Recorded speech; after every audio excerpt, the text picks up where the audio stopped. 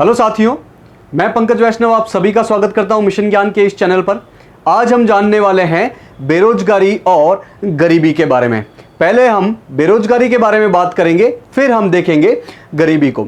बेरोजगारी के बारे में हम क्या क्या बात करने वाले हैं, ये बेरोजगारी क्या होती है, बेरोजगारी के अलग अलग प्रकार क्या है, बेरोजगारी के कारण क्या है और उसकी वजह से क्या प्रभाव पड़ते हैं, और अंत में देखेंगे कि बेरोजगारी से लड़ने के लिए, बेरोजगारी को दूर करने के लिए सरकार द्वारा कौन कौन सी योजनाएं चलाई जा रही है। फिर हम बात करेंगे गरीबी के बारे में। उसमें क्या क्या देखने वाले हैं कि गरीबी क्या होती है, गरीबी के कारण क्या है, गरीबी को आकलन करने के लिए भारत में कौन कौन सी समितियां बनी हैं और सरकारों द्वारा गरीबी को दूर करने के लिए कौन कौन सी योजनाएं चलाई जा रही है। तो शुरू करते हैं बेरोजगारी और गरीबी के बारे में जानना। पहले हम देखने वाले हैं बेरोजगारी के बारे में। बेरोजगारी होती क्या है? यदि कोई व्यक्ति काम ढूंढ रहा है, काम की तलाश कर रहा है और उसे काम नहीं मिलता है तो उसे बेरोजगार कहा जाता है। यदि कोई आदमी काम ढूंढ ही नहीं रहा है तो उसे काम मिले ना मिले वो बेरोजगारी के आकलन में आएगा ही नहीं। तो बेरोजगारी की डेफिनेशन क्या है? एक व्यक्ति जो सक्रिय रूप से रोजगार की तलाश कर रहा है और उसे काम नहीं मिल रहा है उसे कहा जाता है बेरोजगार। बेरोजगारी दर क्या होती है? जो काम कर रहे हैं प्लस जो काम ढूंढ रहे हैं और जिनको काम नहीं मिला है उनमें से कितने लोग ऐसे हैं जो बेरोजगार है। यदि उसे परसेंटेज रूप में हम व्यक्त करें तो उसे कहा जाएगा बेरोजगारी दर। तो कुल श्रम बल में बेरोजगार व्यक्तियों का कितना प्रतिशत है उसे कहा जाता है बेरोजगारी दर। ये कुल श्रम बल क्या हो गया? जो लोग काम कर रहे हैं, जिनके पास काम है, प्लस जो लोग काम ढूंढ रहे हैं, जिनके पास काम नहीं है, ये कुल श्रम बल के अंतर्गत आता है। बात करते हैं भारत में बेरोजगारी कितने प्रकार की है। मुख्य रूप से पहली है मौसमी बेरोजगारी। बेरोजगारी का पहला प्रकार है मौसमी बेरोजगारी। मौसमी बेरोजगारी मतलब कि जैसे कि आप पर्यटन का एग्जाम्पल ले, ट्रैवलिंग का एग्जाम्पल ले, टूरिज्म का एग्जाम्पल ले, तो जो लोग टूरिज्म में, पर्यटन के काम में जुड़े रहते हैं, साल के अधिकतर समय उन्हें काम मिलता है, लेकिन कुछ समय ऐसा होता है जब ये पर्यटन का सीजन नहीं चल रहा होता है, जैसे कि गर्मी की छुट्टियां, सर्दी की छुट्टियां या दिवाली के आसपास के समय में लोगों के पास समय होता है तो लोग घूमने जाते हैं, और बाकी के समय में ये पर्यटन का काम थोड़ा मंद रहता है या ठप रहता है। तो पर्यटन से जुड़े क्षेत्र में जो लोग काम में लगे हुए हैं उनका अधिकतर समय तो उनको काम मिलता है और बाकी समय उनको काम नहीं मिलता है। तो इस प्रकार की बेरोजगारी को कहा जाता है मौसमी बेरोजगारी या सीजनल अनएम्प्लॉयमेंट। बेरोजगारी जो वर्ष के कुछ मौसमों के दौरान होती है उसे मौसमी बेरोजगारी कहा जाता है। जैसे कि खेती में काम करने वाले लोग, जैसे कि पर्यटन से जुड़े हुए लोग मौसमी बेरोजगारी के अंतर्गत आते हैं। दूसरा प्रकार है प्रच्छन्न बेरोजगारी या डिसगाइज्ड अनएम्प्लॉयमेंट। इस प्रकार की बेरोजगारी में लोग आपको काम करते हुए तो दिखेंगे लेकिन उनकी उत्पादकता जीरो के बराबर होगी। जैसे कि एक एग्जांपल के माध्यम से समझते हैं कि किसी खेत में एक दिन में 2 लोग काम करते हैं और 10 किलो गेहूं काट लेते हैं।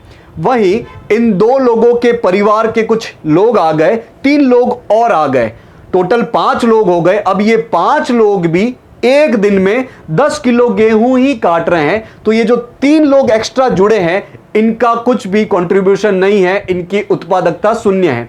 दूर से देखने पर लगेगा कि ये लोग काम कर रहे हैं लेकिन इनका उत्पादन में, प्रोडक्टिविटी में बिल्कुल भी योगदान नहीं है। तो इस प्रकार की बेरोजगारी को कहा जाता है प्रच्छन्न बेरोजगारी। वह बेरोजगारी जिसमें श्रमिक की पूरी क्षमता का इस्तेमाल नहीं किया जा रहा है। ये 3 लोग जो है उनकी क्षमता का पूरा उपयोग नहीं किया जा रहा है, बस ऐसे ही ये काम में लगे हुए दिख रहे हैं और आवश्यकता से अधिक लोगों को काम पर इसमें लगाया जाता है। जैसे कि मुख्य रूप से कृषि क्षेत्र में परिवार के सारे लोग मिल जाते हैं और काम करने लगते हैं। तो दूर से देखने पर इनको लगता है कि काम कर रहे हैं, इनको रोजगार मिला है, लेकिन उतना काम एक दो जने मिलकर ही कर लेंगे। कृषि क्षेत्र में जुड़े हुए लोग, असंगठित क्षेत्र में जुड़े हुए लोग, मुख्य रूप से प्रचंड बेरोजगारी में इनका बहुत बड़ा परसेंटेज आता है। बेरोजगारी का तीसरा प्रकार है संरचनात्मक बेरोजगारी या स्ट्रक्चरल बेरोजगारी। मतलब कि इसमें मार्केट में रोजगार तो उपलब्ध है, मार्केट में काम है, लेकिन जो लोग हैं उनके पास कौशल नहीं है, उतना स्किल नहीं है उस काम को करने की। काम है लेकिन लोग अभी उतने कुशल नहीं है, तो इस प्रकार की बेरोजगारी को कहा जाता है संरचनात्मक या स्ट्रक्चरल अनएम्प्लॉयमेंट, संरचनात्मक बेरोजगारी। तो बाजार में नौकरियां उपलब्ध है, लेकिन जो श्रमिक लोग हैं, जो काम मांग रहे हैं, उनके बीच में कौशल का तालमेल सही नहीं है, कौशल की पूर्ति ये कर नहीं पा रहे हैं, संरचनात्मक बेरोजगारी। बेरोजगारी का चौथा प्रकार है तकनीकी बेरोजगारी या टेक्नोलॉजिकल अनएम्प्लॉयमेंट। जब अर्थव्यवस्था में या किसी क्षेत्र में टेक्नोलॉजी आगे बढ़ती है, मशीनें ज्यादा आती है, तो ये मशीनें क्या करती है, लोगों को रिप्लेस कर देती है, उनका काम ले लेती है। जैसे कि अभी बहुत सारी फैक्ट्रीज में, बहुत सारी बड़ी बड़ी कंपनियों में रोबोट को काम पे लगाया जा रहा है, तो उसकी वजह से बहुत सारे लोगों को काम से निकाला जा रहा है। तो इस प्रकार की बेरोजगारी को कहा जाता है तकनीकी बेरोजगारी या टेक्नोलॉजिकल अनएम्प्लॉयमेंट। बेरोजगारी जो तकनीकी परिवर्तन के कारण उत्पन्न होती है, उसे तकनीकी बेरोजगारी कहते हैं। पांचवी बेरोजगारी है चक्रीय बेरोजगारी या साइक्लिकल अनएम्प्लॉयमेंट। ऐसी बेरोजगारी तब पैदा होती है जब अर्थव्यवस्था में मंदी आती है और फिर वापस तेजी आती है। मंदी आने का मतलब है कि लोग अब चीजों को खरीद नहीं रहे हैं, वस्तुओं की खरीदारी नहीं कर रहे हैं, तो जो वस्तुएं, जो फैक्ट्रियां इन वस्तुओं को बना रही है, अब उनके प्रॉफिट ज्यादा होगा नहीं, तो वो लोगों को काम से निकालने लगेंगे। तो मंदी के दौरान बेरोजगारी बढ़ती है, और जब आर्थिक विकास तेज होने लगेगा, तेजी आने लगेगी मार्केट में, तो इन फैक्ट्रियों का उत्पादन बढ़ेगा, और उत्पादन बढ़ने की वजह से काम पे लोगों को ज्यादा लगाया जाएगा, तो बेरोजगारी कम होगी। तो मंदी के दौरान बेरोजगारी बढ़ती है और आर्थिक विकास के दौरान या तेजी के दौरान बेरोजगारी कम होती है। इस प्रकार की बेरोजगारी को कहा जाता है चक्रीय बेरोजगारी या साइक्लिकल अनएम्प्लॉयमेंट। ये व्यापार चक्र का परिणाम है। इसमें बेरोजगारी जो है वो मंदी के दौरान बढ़ जाती है और आर्थिक विकास या तेजी के दौरान घटती है। छठा प्रकार है घर्षण बेरोजगारी। बेरोजगारी का छठा प्रकार है, सिक्स्थ टाइप है घर्षण बेरोजगारी या फ्रिक्शनल अनएम्प्लॉयमेंट। यदि व्यक्ति एक जॉब को छोड़कर दूसरे जॉब की तलाश में होता है, तो तलाश के दौरान उसके जितने दिन जाते हैं, उस दौरान उसके पास कोई काम नहीं होता है, कोई रोजगार नहीं होता है, तो इस प्रकार की बेरोजगारी को कहा जाता है घर्षण या फ्रिक्शनल बेरोजगारी, फ्रिक्शनल अनएम्प्लॉयमेंट। तो जब कोई व्यक्ति अपनी इच्छा से एक रोजगार को छोड़कर दूसरे रोजगार की तलाश करता है, तो इस तलाश के दौरान वो व्यक्ति बेरोजगार होता है। इस प्रकार की बेरोजगारी को कहा जाता है घर्षण बेरोजगारी। तो मुख्य रूप से हमें इन 6 प्रकार की बेरोजगारी के बारे में पता होना चाहिए। देखते हैं बेरोजगारी के कारण क्या है। बेरोजगारी का सबसे बड़ा कारण है जनसंख्या में वृद्धि होना, बहुत तेजी से वृद्धि होना। जनसंख्या बहुत तेजी से बढ़ रही है और सामने संसाधन नहीं है, तो ये तालमेल गड़बड़ा जाता है और इतने ज्यादा रोजगार उत्पन्न नहीं हो पाते हैं, तो बहुत लोग बेरोजगारी की श्रेणी में आ जाते हैं। तो जनसंख्या में तेज वृद्धि बेरोजगारी का सबसे प्रमुख कारण है। दूसरा है धीमा आर्थिक विकास। यदि किसी क्षेत्र का, किसी देश का, किसी कारणों से आर्थिक विकास इतना तेजी से नहीं होगा, तो वहां पर रोजगार भी ज्यादा पैदा नहीं होंगे और बहुत लोगों को काम नहीं मिल पाएगा, बहुत लोग बेरोजगार रह जाएंगे। तीसरा है कि शैक्षिक स्तर कम होना या नहीं होना। लोगों में साक्षरता का स्तर इतना ज्यादा नहीं होना और निरक्षरता बहुत ज्यादा होना, इस वजह से भी लोग बेरोजगार रह जाते हैं। चौथा है व्यावसायिक कौशल की कमी। लोगों में किसी काम को करने के लिए, जैसे कि हमने संरचनात्मक बेरोजगारी देखा, तो लोगों में किसी काम को करने के लिए यदि सही कौशल नहीं हो, तब भी उस क्षेत्र की, उस देश की बेरोजगारी दर बढ़ जाती है। और पांचवा इंपॉर्टेंट कारक है यंत्रीकरण, यानी कि मशीनों का उपयोग ज्यादा होना। तो मशीनों का उपयोग ज्यादा होगा तो लोगों को फिर काम से निकाला जाएगा। तो बेरोजगारी के ये 5 इंपॉर्टेंट मुख्य कारण है। भारत में बेरोजगारी का आकलन करता कौन है कि इतने प्रतिशत लोग बेरोजगार है या इतने प्रतिशत लोग इस प्रकार की बेरोजगारी में, इसका आकलन कौन करता है? भारत सरकार के अंतर्गत एक मंत्रालय आता है मोस्पी। मोस्पी मतलब ministry of statistics and programme implementation, जिसे हिंदी में कहा जाता है सांख्यिकी और कार्यक्रम कार्यान्वयन मंत्रालय। इसके अंतर्गत एक ऑफिस है NSSO, national sample survey office, Hindi में जिसे कहा जाता है राष्ट्रीय नमूना सर्वेक्षण कार्यालय। तो ये NSSO बेरोजगारी के डेटा इकट्ठा करता है और बेरोजगारी का आकलन मुख्य रूप से ये मंत्रालय और ये ऑफिस करता है। अब देखते हैं बेरोजगारी के कारण प्रभाव क्या पड़ता है पॉपुलेशन पे, लोगों पे क्या प्रभाव पड़ता है। पहला तो इंपॉर्टेंट प्रभाव पड़ता है गरीबी और ऋणग्रस्तता में वृद्धि। यदि लोगों के पास काम नहीं होगा लेकिन अब उनको अपना जीवन यापन करने के लिए बेसिक चीजों की जरूरत पड़ेगी, 2 टाइम खाना चाहिए, ठीक है, और छोटी मोटी चीजें भी चाहिए, तो इस वजह से अब खर्चा तो उनका बेसिक है ही और उनके पास पैसा आ नहीं रहा है, तो वो गरीब होते जाएंगे, उनकी न्यूट्रिशन, पोषण, उसमें कमी आएगी। साथ ही ऋणग्रस्तता में भी वृद्धि होगी। यदि व्यक्ति के पास पैसा नहीं है तो वो अपना डेली का जीवन यापन करने के लिए किसी से पैसा उधार लेगा, या यदि उसने भूतकाल में, पास्ट में किसी से पैसा नहीं लिया है तो अब चूंकि उसके पास काम नहीं है, उसके पास पैसा आ नहीं रहा है, तो एक वो लोन चुका नहीं पा रहा है और उसका इंटरेस्ट रेट बढ़ता ही जा रहा है, वो इस लोन के कुचक्र में फंसता ही जा रहा है। दूसरा इंपॉर्टेंट प्रभाव है अपराधों और असामाजिक गतिविधियों में वृद्धि हो जाएगी। यदि व्यक्ति के पास काम नहीं होगा तो उसका खाली दिमाग होगा, दूसरा उसमें फ्रस्ट्रेशन भी बढ़ेगा, तो इसके कारण वो अपराध और असामाजिक गतिविधियों में जाने की संभावना बनी रहती है। तीसरा प्रभाव है नशीले पदार्थों और शराब के आदी हो जाते हैं, ठीक है, फ्रस्ट्रेशन के कारण, डिप्रेशन के कारण इस तरह के मादक पदार्थों का, नशीले पदार्थों के आदी हो जाते हैं। साथ ही आत्महत्या का प्रयास भी करते हैं, ठीक है, जीवन से उन्हें कोई आशा नहीं रहती है तो वो आत्महत्या का प्रयास करते हैं।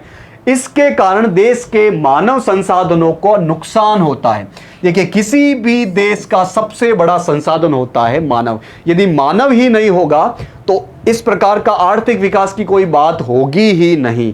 तो मानव जो है वो किसी भी क्षेत्र, किसी भी देश का एक इंपॉर्टेंट संसाधन है, सबसे इंपॉर्टेंट संसाधन है। लेकिन यदि बेरोजगारी के कारण इस प्रकार की इफेक्ट होते हैं तो उस देश के मानव संसाधनों का नुकसान होता है और इसकी वजह से उस देश का, उस क्षेत्र का आर्थिक विकास भी बाधित होता है, आर्थिक विकास में बाधा आती है। तो बेरोजगारी के ये 4 इंपॉर्टेंट प्रभाव होते हैं। अब हम देखते हैं कि बेरोजगारी को दूर करने के क्या क्या उपाय हैं। सबसे पहला उपाय तो है कि छोटे छोटे उद्योगों का, घरेलू स्तर के उद्योगों का विकास किया जाए ताकि पॉपुलेशन की एक बड़ा हिस्सा इन कामों में लग सके। दूसरा है शैक्षणिक प्रणाली में परिवर्तन किया जाए। जो अपना शिक्षा का सिस्टम है अभी जो चल रहा है उसमें कुछ परिवर्तन किया जाए। जैसे कि आपको पता होगा नेशनल एजुकेशन पॉलिसी 2020 इसी को ध्यान में रखती है कि स्टूडेंट्स को स्कूली स्तर पे, कॉलेज के स्तर पे कुछ ना कुछ उनमें कौशल का विकास किया जाए ताकि जब वो स्कूल से निकले, कॉलेज से निकले, तब वो काम करने के लायक हो सके। तीसरा पॉइंट भी यही कहता है कि व्यावसायिक कौशल का विकास किया जाए, ट्रेनिंग दी जाए स्टूडेंट्स को, लोगों को, ताकि वो अपना खुद का काम भी बढ़ा सके। चौथा है जनसंख्या पर नियंत्रण किया जाए। जनसंख्या में इतनी तेज हम वृद्धि न करें, परिवार नियोजन के अलग अलग तरीकों से हम अपना परिवार सीमित रखें, अपने जनसंख्या पर नियंत्रण करें तो संसाधनों पर इतना ज्यादा दबाव आएगा नहीं और ये बेरोजगारी की समस्या भी थोड़ी कम हो जाएगी। अब बेरोजगारी दूर करने के लिए सरकारों द्वारा क्या क्या कदम उठाए गए हैं वो देख लेते हैं। सबसे पहला और सबसे इंपॉर्टेंट स्कीम में से एक है IRDP, एकीकृत ग्रामीण विकास कार्यक्रम, जिसे इंग्लिश में कहा जाता है इंटीग्रेटेड रूरल डेवलपमेंट प्रोग्राम। ये 1978 से 79 में शुरुआत हुई थी इसकी। आज से करीब 45 साल पहले इसकी शुरुआत हुई थी। इसका मुख्य जो उद्देश्य था वो था ग्रामीण क्षेत्रों में रोजगार के पूर्ण अवसर सृजित करने के लिए ये स्कीम लाई गई थी। जो ग्रामीण क्षेत्र है वहां के युवाओं में ज्यादा से ज्यादा रोजगार सृजन करने के लिए ये स्कीम लाई गई थी। IRDP 1978 से 79 के बीच ये शुरुआत हुई थी। दूसरा कार्यक्रम है ट्राइसेम। ट्राइसेम मतलब training of rural youth for self employment. Hindi में इसे कहा जाता है स्वरोजगार के लिए ग्रामीण युवाओं का प्रशिक्षण। ग्रामीण युवा अपना खुद का रोजगार पैदा कर सके, अपना खुद का कोई काम बना सके, उसके लिए उनको ट्रेनिंग देना, उनका प्रशिक्षण करना। यह भी उसी दौरान यानी कि 1979 में शुरू हुई थी। इसका उद्देश्य वही है 18 से 35 साल 18 to 35 की एज के जो युवा है, उन बेरोजगार ग्रामीण युवा, एक तो ग्रामीण युवाओं पे फोकस है, एक बेरोजगार ग्रामीण युवाओं पे फोकस है। उनको स्वरोजगार करने के लिए कौशल प्राप्त करने में उनकी मदद करना, उनको ट्रेनिंग देना, उनको प्रशिक्षित करना। चौथा है आपका मोस्ट इंपॉर्टेंट मनरेगा, MG नरेगा, महात्मा गांधी राष्ट्रीय ग्रामीण रोजगार गारंटी अधिनियम। ये एक एक्ट था, एक कानून था, 2005 में लाया गया। इसमें एक तरीके से गारंटी दी गई कुछ दिवसों के काम की, कि इतना काम तो हम देंगे ही देंगे और मुख्य रूप से ग्रामीण क्षेत्रों में देंगे। तो ये 2005 में शुरू आया था ये कानून। इसके अंतर्गत प्रत्येक ग्रामीण परिवार को हर साल 365 दिन में 100 दिन का सुनिश्चित रोजगार देना है। और यह कैसा रोजगार है? अकुशल है, मतलब किसी प्रकार की विशेष प्रकार की कोई कौशल हो नहीं हो, अकुशल श्रम है। जैसे कि गांव में तालाब खोदना, कोई कच्ची सड़क बनाना, आपका पंचायत भवन के निर्माण में रोजगार देना। इस प्रकार जो ग्रामीण क्षेत्र पर छोटे छोटे काम है जिसमें किसी भी प्रकार का कोई कौशल नहीं चाहिए, उसमें 100 दिन का सुनिश्चित काम अवेलेबल करवाना है। और इसमें से 1/3 हिस्सा यानी कि करीब 33% हिस्सा महिलाओं के लिए रिजर्व है, महिलाओं के लिए आरक्षित है। जितना भी काम दिया जाएगा उसमें 33% जो है वो महिलाओं को इसमें जोड़ना ही पड़ेगा। अब इसमें रोजगार प्राप्त करने के लिए व्यक्ति को आवेदन करना पड़ता है। यदि आवेदन के दौरान काम मिल गया तो ठीक बात है, लेकिन यदि 15 दिनों के अंदर अंदर काम नहीं मिला तो उसे रोजगार भत्ता दिया जाएगा, बेरोजगारी भत्ता दिया जाएगा और दैनिक रूप से दिया जाएगा। इस तरह से ये एक तरीके से रोजगार की गारंटी देता है ये अधिनियम MG नरेगा, जिसे हम आम भाषा में मनरेगा कहते हैं। नेक्स्ट स्कीम है प्रधानमंत्री कौशल विकास योजना PMKVY, जो कि 2015 में शुरू हुई थी। इसका उद्देश्य नाम से ही समझ में आता है कि युवाओं को कौशल विकास करना है ताकि वो अपना रोजगार प्राप्त कर सके, अपना स्वरोजगार भी बना सके। तो युवाओं को उद्योग संबंधी कौशल का प्रशिक्षण देना ताकि वो अपनी आजीविका, अपना रोजगार हासिल कर सके। नेक्स्ट स्कीम है स्टैंड अप इंडिया योजना, जो कि इसके एक साल बाद 2016 में आई थी। इसका मेन जो फोकस है वो महिलाओं पर और समाज के पिछड़े वर्गों पर है। उनको लोन के माध्यम से और अन्य माध्यम से जैसे कि ट्रेनिंग देकर उनको अपनी स्वरोजगार, वो अपना कुछ उद्यम कर सके, उनमें उनकी मदद करना। तो ये मेन कुछ स्कीम थी जिसमें हमने देखा कि सरकार बेरोजगारी को दूर करने के लिए, बेरोजगारी को कम करने के लिए किस प्रकार की स्कीम ला रही है। लास्ट में हम देख लेते हैं बेरोजगारी जाल क्या होता है, अनएम्प्लॉयमेंट ट्रैप क्या होता है। जब सरकार अलग अलग स्कीम्स लाती है या एक तरीके से मदद करती है, तो जो लोग बेरोजगार होते हैं उसमें से अधिकतर तो नहीं, बहुत कम प्रतिशत लोग ये सोच सकते हैं कि जब सरकार ही हमारी मदद कर दे रही है, हमें बिना बैठे ही कुछ चीजें मिल जा रही है, तो हम क्यों कोई काम करें, हम क्यों कोई रोजगार करें। तो इस चक्कर में वो लोग बेरोजगार ही बने रहते हैं। इसे कहा जाता है बेरोजगारी जाल। ये एक ऐसी स्थिति है जब बेरोजगारी लाभ जो मिल रहा है सरकार के माध्यम से, वो बेरोजगारों को काम पर जाने के लिए हतोत्साहित करता है कि अच्छा बैठे बैठे ही हमको बेरोजगारी लाभ मिल जा रहे हैं तो हम क्यों कोई काम करें। बेरोजगारी जाल होता है। तो लोगों को लगता है कि काम पर जाने की जो अवसर लागत है, जो अपॉर्चुनिटी कॉस्ट है, वो बहुत ज्यादा है, जबकि कोई कुछ ना करके भी केवल लाभों का आनंद ले सकता है। उसे कहा जाता है बेरोजगारी जाल। ये सारी बातें थी बेरोजगारी के बारे में। अब हम देख लेते हैं गरीबी को। गरीबी होती क्या है? यदि किसी व्यक्ति के पास अपना बेसिक जीवन जीने जितना भी, अपना जीवन यापन करने जितना भी पैसा नहीं है, संसाधन नहीं है, तो उस व्यक्ति को गरीब कहा जाएगा। तो ये एक ऐसी स्थिति है जिसमें किसी व्यक्ति या समुदाय के पास अपना न्यूनतम जीवन स्तर के लिए भी वित्तीय संसाधन यानी कि पैसा नहीं है और अन्य आवश्यक वस्तुओं की भी कमी है, उसे गरीब कहा जाएगा।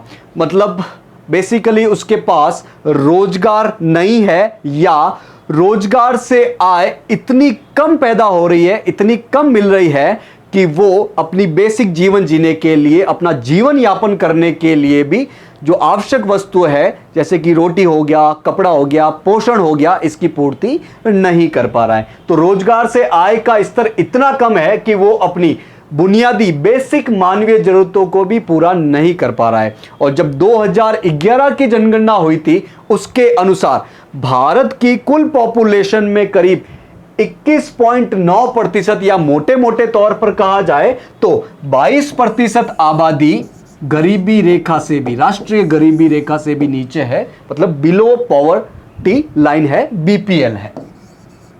भारत की इतनी बड़ी जनसंख्या बिलो पॉवर्टी लाइन है 2011 की जनगणना के अनुसार। अच्छा, भारत में गरीबी का कारण क्या है? इतने बड़े स्तर पर गरीबी क्यों है? सबसे पहला कारण है जनसंख्या विस्फोट, यानी कि जनसंख्या में तेज वृद्धि।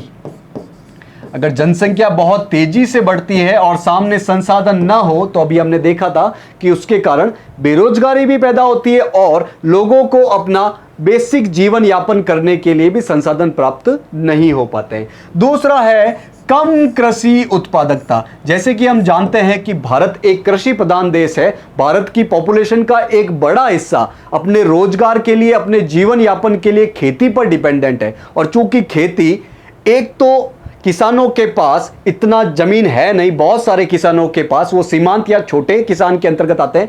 दूसरा, खेती जो है वो एक तरीके से भारत में मानसून पर डिपेंडेंट है।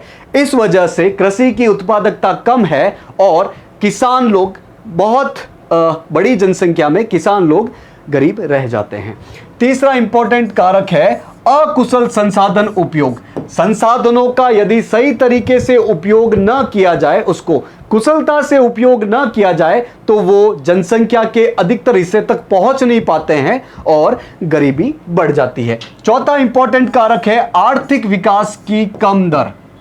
जितनी जनसंख्या है उसके सामने आर्थिक विकास की दर कम हो जाने की वजह से गरीबी का स्तर बढ़ता है। पांचवा इंपॉर्टेंट कारक है बेरोजगारी। बेरोजगारी मतलब कि रोजगार नहीं है, काम नहीं है, तो वो ऋणग्रस्तता में डूबते रहते हैं, लोन में डूबे रहते हैं और गरीबी बढ़ जाती है। छठा है औपनिवेशिक शोषण। हालांकि 1947 में भारत आजाद हो गया था, लेकिन 200 साल तक ब्रिटिशर्स ने जो राज किया, उन्होंने बहुत सारे संसाधनों का, भारत के बहुत सारे संसाधनों का दोहन किया। यहां पर काम का जो स्तर जिस रूप में पहले था उसको पूरा नष्ट किया। उसकी वजह से गरीबी अभी तक बनी हुई है। सातवां इंपॉर्टेंट कारक है जलवायु कारक, यानी कि जैसे कि बाढ़ आ जाए या भूकंप आ जाए तो लोगों के संसाधन छीन जाते हैं, खत्म हो जाते हैं और वो इस गरीबी के दलदल में फंस जाते हैं। तो ये 7 इंपॉर्टेंट कारक है जो कि भारत में गरीबी के कारण बने हुए हैं। अब गरीबी का आकलन कौन करता है? जैसे कि अभी हमने देखा कि 2011 की जनगणना के अनुसार 21.9% जनसंख्या का 21.9% हिस्सा जो है वो गरीबी में बिलो पॉवर्टी लाइन है, बीपीएल है। तो ये आकलन करता कौन है? ये नीति आयोग करता है। नीति आयोग क्या है?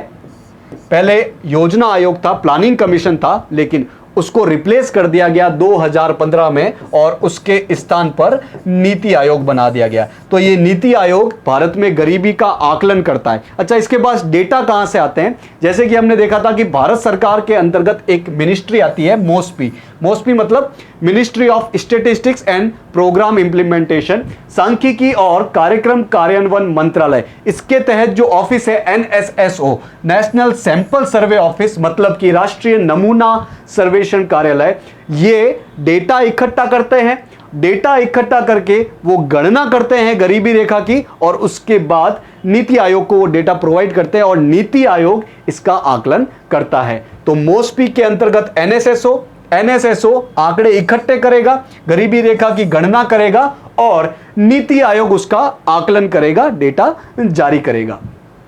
अब भारत में गरीबी रेखा का आकलन करने के लिए कि किस तरह से हम गरीबी को देख सकते हैं, उसके लिए अलग अलग समितियां बनी है। जैसे कुछ समितियां कहेगी कि अगर ग्रामीण क्षेत्र में आय का स्तर इससे कम हो तो वह व्यक्ति गरीब कहलाएगा, या शहरी क्षेत्र में आय का स्तर इससे कम हो तो वो व्यक्ति गरीब कहलाएगा। दूसरी कमेटी कहेगी कि यदि ग्रामीण क्षेत्र में आपको भोजन इससे कम मिल रहा है, कैलोरी में इससे कम मिल रहा है, तो वो व्यक्ति गरीब कहलाएगा। और शहरी क्षेत्रों में यदि व्यक्ति को इस कैलोरी से कम भोजन मिल रहा है तो वो व्यक्ति गरीब कहलाएगा। तो इस प्रकार अलग अलग समितियों ने गरीबी के लिए अलग अलग मापदंड दिए हैं। तो हमें इन समितियों के नाम और ये किस साल में आई थी वो पता होनी चाहिए। सबसे पहली है अलग समिति, जो कि 1979 में आई थी। दूसरी समिति है लकड़ावाला समिति, जो कि 1993 में आई थी। तीसरी इंपॉर्टेंट समिति है तेंदुलकर समिति, जो कि 2005 में आई। और चौथी इंपॉर्टेंट समिति है रंगराजन समिति, जो कि 2012 में आई। इस रंगराजन समिति जो कि 2012 में आई, उसकी रिपोर्ट के अनुसार उन्होंने पूरा आकलन किया उस चीज का और उन्होंने एक रिपोर्ट दी। उसमें यह कहा गया है कि यदि शहरी क्षेत्र में किसी व्यक्ति की मासिक आय 1407 रुपए से कम है, 1407 रुपए से कम है, तो वो व्यक्ति गरीब कहलाएगा। वहीं ग्रामीण क्षेत्र में यदि एक व्यक्ति की मासिक आय 972 रुपए से कम है, 972 रुपीज से कम है, तो वो व्यक्ति गरीब कहलाएगा। तो ये रंगराजन समिति कब आई और इसके अनुसार शहरी और ग्रामीण क्षेत्रों में किस प्रकार गरीबी का आकलन किया गया, मापदंड क्या रखा गया, वो डेटा हमें पता होना चाहिए। अब गरीबी को हटाने के लिए, गरीबी को दूर करने के लिए सरकारों द्वारा कौन कौन सी योजनाएं चलाई गई। पहली इंपॉर्टेंट स्कीम है एकीकृत ग्रामीण विकास कार्यक्रम IRDP, जो कि हमने बेरोजगारी को दूर करने के लिए भी देखी थी। ये 1978 से 79 के बीच में शुरू हुई थी, 1978 से 1979 के बीच शुरू हुई थी। इसका उद्देश्य क्या है भाई? उत्पादक रोजगार के अवसरों के लिए सब्सिडी और बैंक ऋण के रूप में ग्रामीण गरीबों को सहायता प्रदान करना, सब्सिडी देना, लोन देना, ताकि वो अपना रोजगार शुरू कर सके। और रोजगार शुरू करेंगे तो क्या होगा? आय आएगी, उनका बेसिक लेवल, जीवन का स्तर बढ़ेगा और गरीबी दूर हो जाएगी। दूसरी इंपॉर्टेंट स्कीम है काम के बदले अनाज कार्यक्रम, जिसमें जो मजदूरी और रोजगार के माध्यम से खाद्य सुरक्षा को बढ़ाना, लोगों को काम दिया जाएगा और काम के बदले में अनाज दिया जाएगा, ताकि उनकी खाद्य और जो पोषण की समस्या है वो पूरी की जा सके। तीसरी है राष्ट्रीय वृद्धावस्था पेंशन योजना, NOAPS, national old age pension scheme. जो लोग वृद्ध लोग हैं और जो जिनके घर में उनको संभालने के लिए कोई व्यक्ति नहीं है, तो उनको मासिक रूप से कुछ बेसिक पेंशन देना, ताकि वो अपना गुजारा कर सके। नेक्स्ट स्कीम है अन्नपूर्णा योजना, जो कि 2000 से लेके 2001 के बीच में शुरू हुई थी। अन्नपूर्णा नाम से ही समझ में आ रहा है कि उन वरिष्ठ नागरिकों को भोजन उपलब्ध कराने के लिए शुरू की गई थी जो अपनी देखभाल खुद नहीं कर सकते, साथ ही उनकी देखभाल करने के लिए कोई और है भी नहीं, और ये इस NOAPS स्कीम से भी जुड़े हुए नहीं हैं, उनके लिए ये अन्नपूर्णा योजना शुरू की गई थी। नेक्स्ट है मनरेगा, 2005 में शुरू हुई थी। मनरेगा मतलब कि महात्मा गांधी राष्ट्रीय ग्रामीण रोजगार गारंटी अधिनियम, रोजगार के माध्यम से लोगों की आय के साधन देना और उसकी एक तरह से अप्रत्यक्ष रूप से गरीबी दूर करने के लिए प्रयत्न करना। ये एक्ट था, अधिनियम था। इसमें क्या, वही बात, प्रत्येक ग्रामीण परिवार को हर साल यानी कि 365 दिन में 100 दिन का सुनिश्चित काम देना ही देना। और कैसा काम देना? अकुशल श्रम देना। मतलब आपके पास किसी भी प्रकार का कोई कौशल ना हो तब भी आप काम कर सको ग्रामीण क्षेत्रों में। और 33%, 1/3 हिस्सा जो है वो महिलाओं के लिए इसमें आरक्षित है। और यदि आवेदक को 15 दिनों के भीतर कोई काम नहीं मिलता है तो उसे दैनिक रूप से बेरोजगारी भत्ता भी दिया जाएगा।